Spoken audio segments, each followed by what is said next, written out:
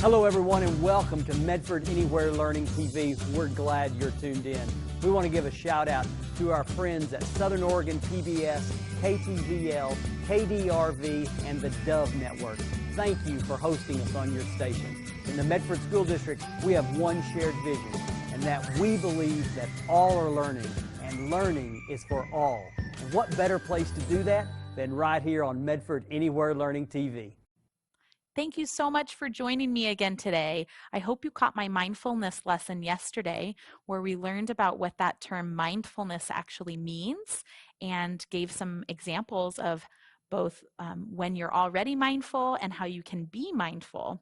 So today we're going to do a general practice that is called meditation. If you've ever heard that word before, I don't want you to be fearful of it. And what I want you to know about it is that all it means is being focused on one activity, just like with mindfulness.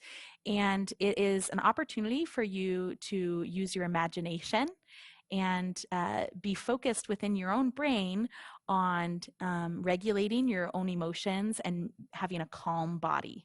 So anyone can do this next activity that we do together, whether you are a kindergartner or you are an adult or you're a grandparent just watching for fun with your child. So get ready to do some guided meditation with me as a practice of mindfulness. In the theme of mindfulness, another thing that we've talked about is focusing ourselves, centering our bodies, and keying in to a single activity or a way of thinking. So there's this incredible art practice that is called ZENTANGLE, and it's something that there are trained teachers who can teach you some incredible ways to do this kind of meditative form of art. Now, it is something that both kids and adults can do. And the core tenet, the main part of it, is that you're doing something that's kind of repetitive, that your mind almost gets lost in. So kids and adults alike, we are going to do a little bit of ZENTANGLE. It is a very easy practice to do. You only need a couple supplies. They're the same supplies as the activity we did earlier, which was being appreciative, our appreciative model that we created. So I have a piece of, I'm actually using cardstock today so that my pens don't bleed through the paper onto the table. But you can use regular paper, maybe a couple sheets so that the marker doesn't get onto your table. But I have paper and then a Sharpie today. So again, it's my favorite tool, but you do want a black pen, and there's a reason behind this in ZENTANGLE. So when you learn about it, you will learn more about the specific markers that you use. But I'm choosing to use a Sharpie today. It is a fine point marker so that it has a little bit of a point to it, but I like the chunky line that it creates. I also find that for my students in my classroom, it's an easier pen to hold in their hands and create purposeful line making. So today's ZENTANGLE activity that I am doing with you, there's a lot of flexibility in what you can do, and what I model today is just one way to go about it. So if you're interested in learning more about ZENTANGLE, just do a simple Google search. I'll spell it for you. It's ZENTANGLE, and it's all one word. But again, it is a practice of drawing repeated patterns where your mind is really focused and gets kind of lost on this single activity. So you're being mindful in the one activity that you're focused on. Let's get started. So I've got my paper here, and I have chosen to do it horizontally. So if you see my paper, horizontally is from left to right, and I'm going to draw some simple shapes. I want to give myself some options. So I am going to open my marker, and I put my lid on the back so that I don't lose the cap, and I always keep a backup in case one dries out. But today I'm going to draw some hearts. I've decided that's the shape I want to do. So I'm going to do a big heart. It's kind of like a rainbow line connected to a straight line, and I will do that same shape on the other side. There's my big heart, and I'm going to turn my paper a little bit. I'm going to do another kind of medium-sized Remember that when you're art making, it does not have to be perfect. If I was trying to make things perfect in art making, I think I would just get frustrated. So I'm going to maybe do kind of a longer skinny heart over here, and that is a-okay. That's the other reason I teach my students to use markers, because sometimes when you make a mistake, it turns into something cool. So the next thing that you want to do is we're going to divide up our shape into sections. Now, we don't want so many sections that it gets cluttered, but we do want several different sections. So the dividing lines should be either slightly curved or straight, but they should be what's called intersecting, which means they should touch each other and another point on the shape. Okay, so I'm going to divide this shape into several different sections, and I have 1, 2, 3, 4, 5 there. I think I want to do one more. I'm going to cut this one in half. It just looked a little big, so there's 6. And I'm going to go over to my other hearts, and I'm going to do the same thing, trying to cut them into different ways so that they all look a little bit what we call dynamic or different. Okay, that's got about 5. I'm happy with that. And so you have some flexibility in what you make this look like. If you're doing this at home with a family member or you teach someone else, make sure to tell them that they don't have to do the same thing as you. And at home, you do not have to do the same thing that I'm doing here on my paper. So I'm pretty happy with what I have here. The next part of Zentangle is to pick a section. So I'm going to start with one of my big sections. I'm going to point to it, so I'm being thoughtful about which section I want to do. And I'm going to show you a repetitive pattern that we're going to fill this one section in. The idea with Zentangle is that no 2 sections that are touching will have the same pattern. So I'm going to start with something simple that is exactly like what we just created, which is hearts. So I am going to make a little bit of a pattern of hearts. And you can see that I started with 1, then 2, then 3. And you might have to kind of picture in your head a pattern going off the side. Can you see how my hearts are going in between each other? They're not just lined up in rows. Okay, that heart was going kind of off. And you might find yourself getting kind of quiet as you do this. That's okay. That's kind of part of what being mindful doing Zentangle is about. So I'm going to get quiet for a minute as I finish the rest of my pattern making. Notice that I create my hearts the same way every time. I'm doing my right side and then my left side.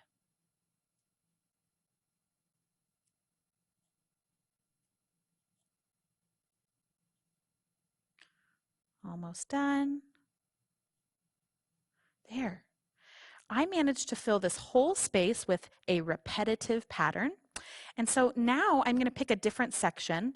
I want to pick a section that's next to it because I know that I want something that's a different pattern.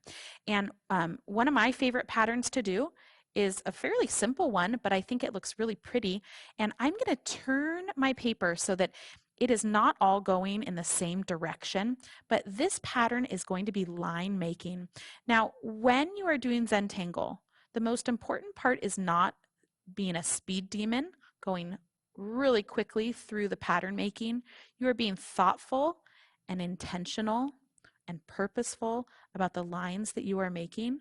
So I'm just going to make straight lines, and I'm trying to be as careful as I can to make my lines about the same width with my pen and about the same distance apart from one another.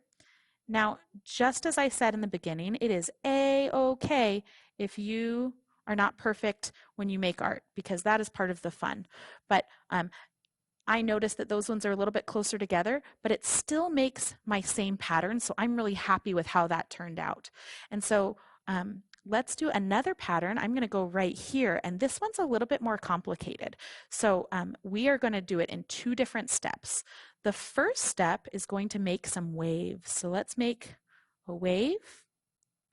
And I turned my paper at a little bit of a different angle so that I could make it look different from the lines I did over here. And I'm going to make another wave just a little distance apart, trying to follow that same pattern I just made. And I'm going to do one more wave pattern a little bit further away. And it's its own wave. And then another wave pattern that is that same distance like I did up here. So that's the first part to our pattern. The next part is to add another piece of the pattern into the middle. And I'm just going to draw some little dots.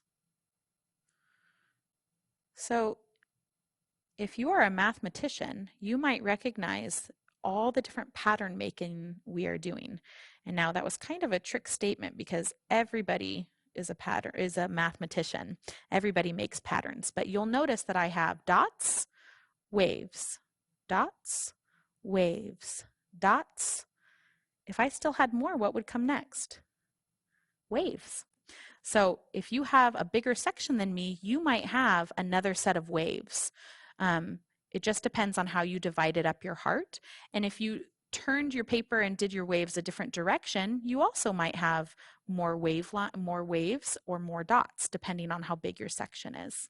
So I'm going to go ahead and fill in the rest of these 3 sections with some different pattern making. And you can really pick any shape you want. And your idea is to just fill the space with as many different kinds of patterns as you can. And be conscious of what you're doing, being a thinker, and not losing sight of the activity you're doing at hand. We're trying to be mindful about the pen in our hand, about the paper in front of us, about each mark that we make on the paper. And we call that being intentional. Now my pattern here is to make triangles. They're all a little bit different, but roughly the same size.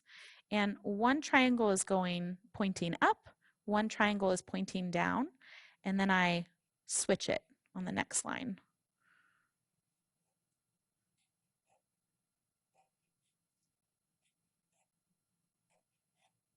A reminder that it's okay to make your pattern go off the side, almost like it got cut off. That's okay to do.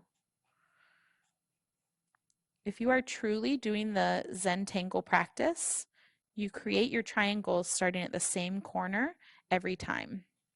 It's not always possible, but the one thing you want to try to avoid is getting so distracted that you start making your triangles bigger and bigger, or going in different directions, or losing sight of what your pattern was supposed to be. In fact, I made a little mistake right there, but that's okay. It's a-okay to make mistakes, and I still am happy with how this is turning out. So I'm not going to feel bad about it. I'm almost done. There we go. I think I can fit one more. Look at that. I'm really happy with how all these different patterns are looking next to each other. I've decided that I'm going to turn my paper kind of wackadoo, and I am going to do a really cool pattern that is going to use the side of my pen. So remember that if you're using markers, there's different ways to create lines. You can use the tip of the marker straight up and down, and it's going to create a thin line. Or you can hold it kind of sideways and you can use the side of the marker and it creates a thicker line. So I'm going to do a rainbow shape starting from one side over to the other. And notice that because I used the side of the pen, it created a thicker mark than it did with my repetitive lines I did over here. And I'm going to keep going. I'm going to keep my rainbow arch going all the way across. And you'll notice that because my rainbow lines are getting longer, we're seeing more of the rainbow, we're seeing a little bit more of the curve. So I'm hoping that, I'm tracing it up in the air until I get back to the right spot. I'm hoping that it looks dynamically different than my straight lines over here. And if I feel like it looks too similar, I can change it up. I can put something in between the lines, kind of like we did with our dots, or I can go back through and add something. So I just drew another line to make these now very thick lines. And you'll see that when I add another line, oh, now that's looking much different. So I draw another line right next to it, and then I shade it in with the side of my marker. Now that's looking much different compared to my straight diagonal lines I did on the other side. Give yourself forgiveness if you make a mistake. Being mindful is not about being perfect. Being mindful is not about being critical of yourself or perseverating on certain mistakes you make. You want to be mindful of the process it takes to get there. And it's okay to accept the mistakes and just move on. Make it part of the artwork. That's one of the reasons that I use art in my classroom and at my house with myself in order to just feel a little bit more present. Look how different that now looks compared to our lines. I'm really happy with how I did that one. I think I'm ready to do kind of a simple one. I really liked my hearts over here, but I want to do something round. So I am going to fill this whole thing with bubbles. Now my bubbles are going to be all different sizes, but they're all going to touch. You can think of them as bubbles, or maybe you're going to think of them like stones, like pebbles in a creek, in a river. But all my circles, it's okay if these ones aren't going in an exact line. I think it looks better when it's a little bit more random and they aren't just lined up.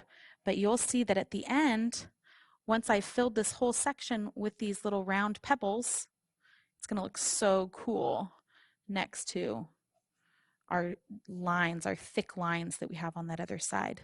I'm going to get quiet for just a minute as I try to finish this pattern up. Remember that different sizes make the pattern look a little bit different on this one, and that's okay.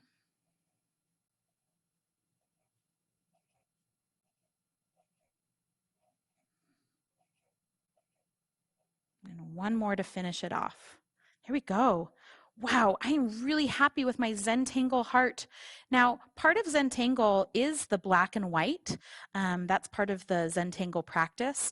But I have seen some incredible Zentangles that get filled with color.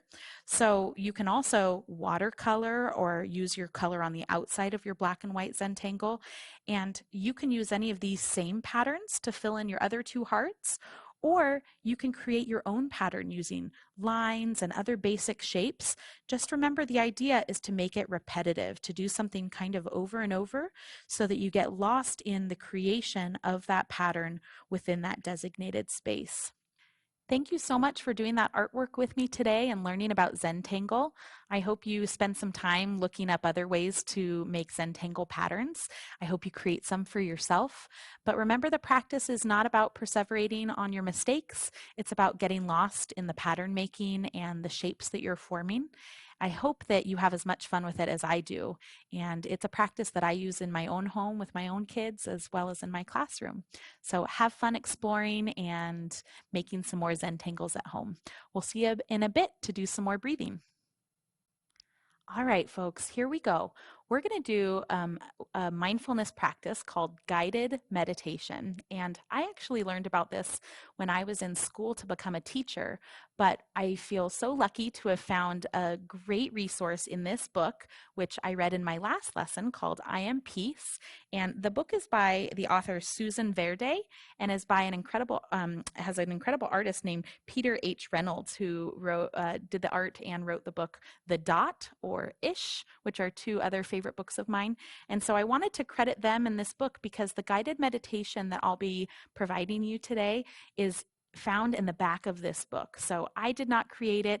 They have some incredible words back here. But today as I read, you're going to have an image that you can watch on screen and you'll listen to my voice. I hope that it will be calming for you and you'll be able to stay in the present moment.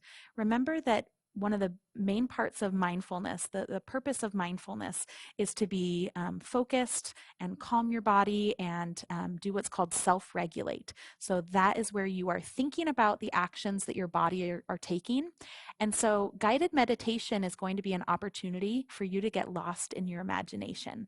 So I love when I see adults do guided meditation because it's so relaxing. We're always up in our heads and busy and thinking of our to-do lists and how we can support others and what we have to do next in our day, that a guided meditation, it feels like the weight being lifted off of our shoulders. For kiddos at home, it is just a chance to have fun, and it feels kind of silly to be an imaginative as someone else tells you what to do. So let's get started on our guided meditation. You will need to find a comfortable place to sit or lay down, and the next thing that you hear, it will guide you through all of that. Let's get started. So this is the guided meditation from the book I Am Peace by Susan Verde. Let's get started. Mindfulness exercises are simple and fun. Here is a mindful meditation that adults and kids can practice together to find their peace.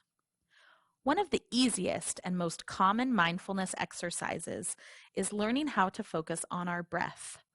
We are always breathing, but we don't always pay attention to how we do it. Noticing our breath helps us connect with sensations in our bodies. By learning how to regulate our breath, we can feel calmer and more grounded in the present moment. This can ultimately help us handle what life sends our way on a daily basis. Begin by either lying down or finding a comfortable seat.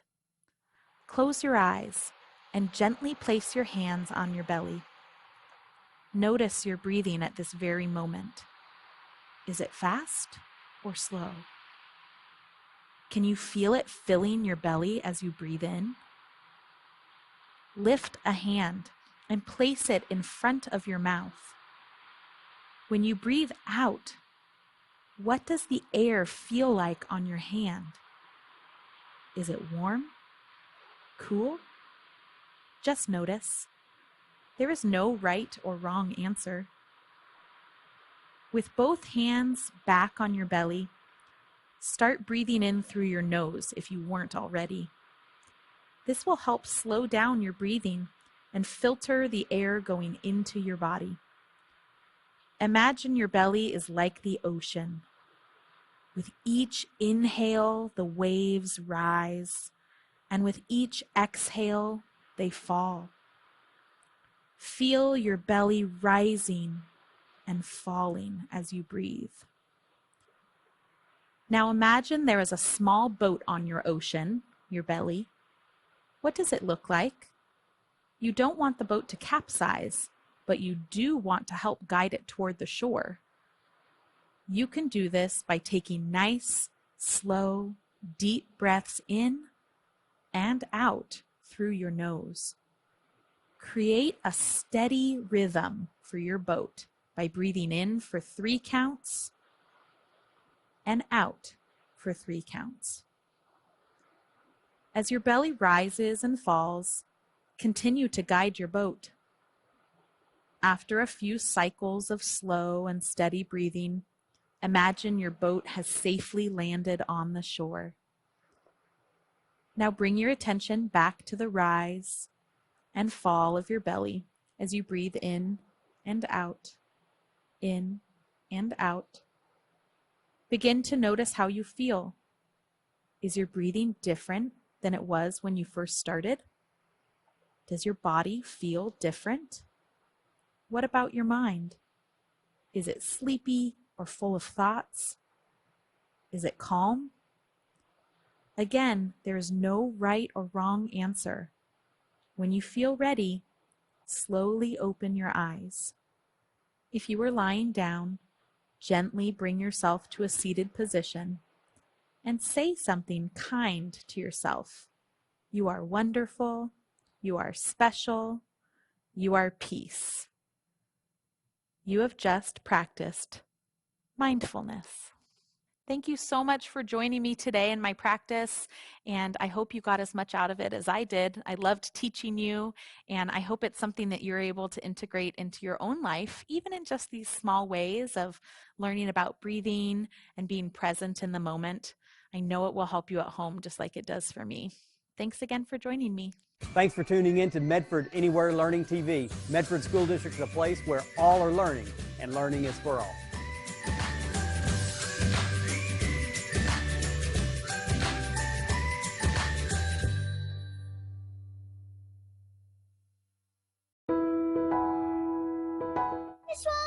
miss you a bunch.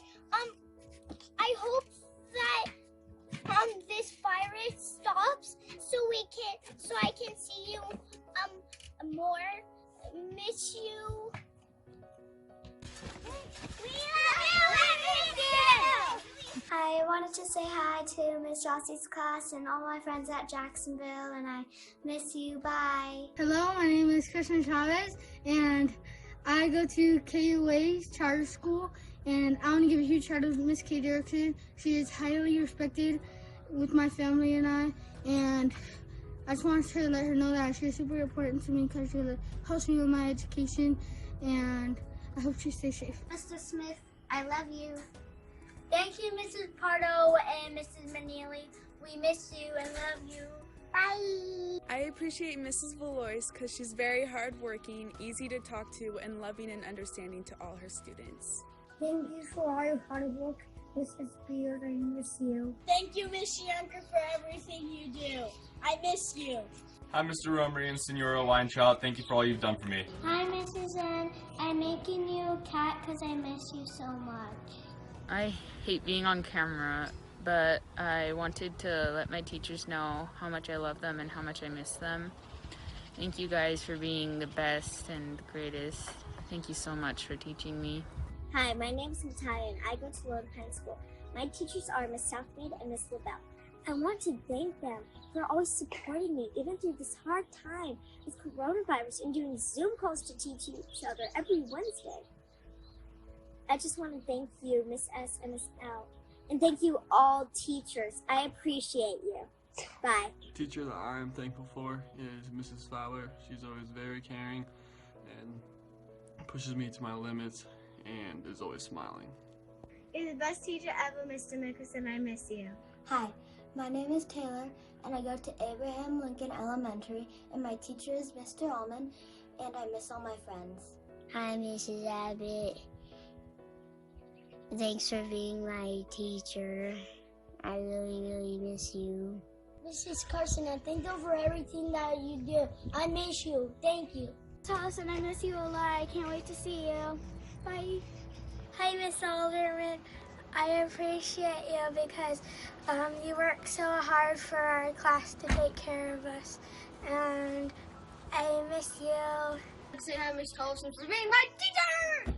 Hey, South Medford teachers. I just want to say thank you from me to you for mainly these last 3 years. You guys have taught me so much and really helped me make the person that I am today. And you guys have been so gracious and lenient and just all around good teachers, and you're dedicated to your students.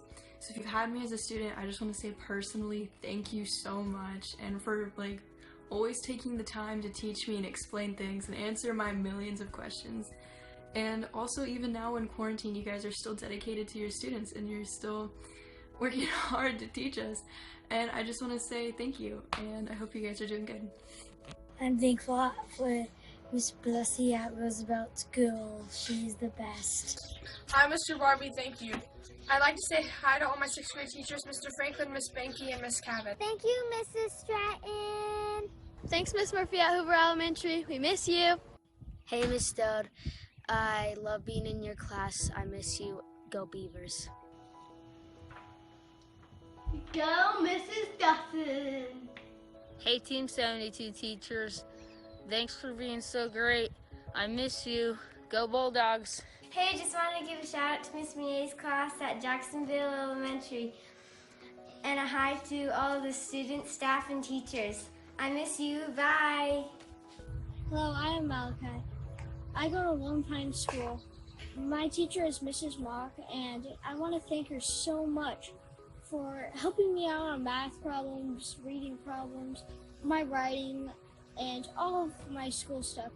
Even though we're farther away and we can't talk to each other more, she's still been helping me out a lot. Well, thank you, Miss Mock. Bye. I love you, Mrs. Fieldtime, so much because you're so kind and nice. Thank you, Miss Quill and Mr. Weinberg, for teaching me in the short year that we had. Hi, Mr. Vasquez. Schmidt, I really miss you. I hope you have a good day with your girls today. And I hope that we can go to school together soon. Hi, Mrs. Joy. Thank you for all the hard work that you've done to keep us going on our schoolwork. You're a really good teacher. I miss you. Hi, Mrs. Bennett. I love you. I'm so glad you're my teacher this year.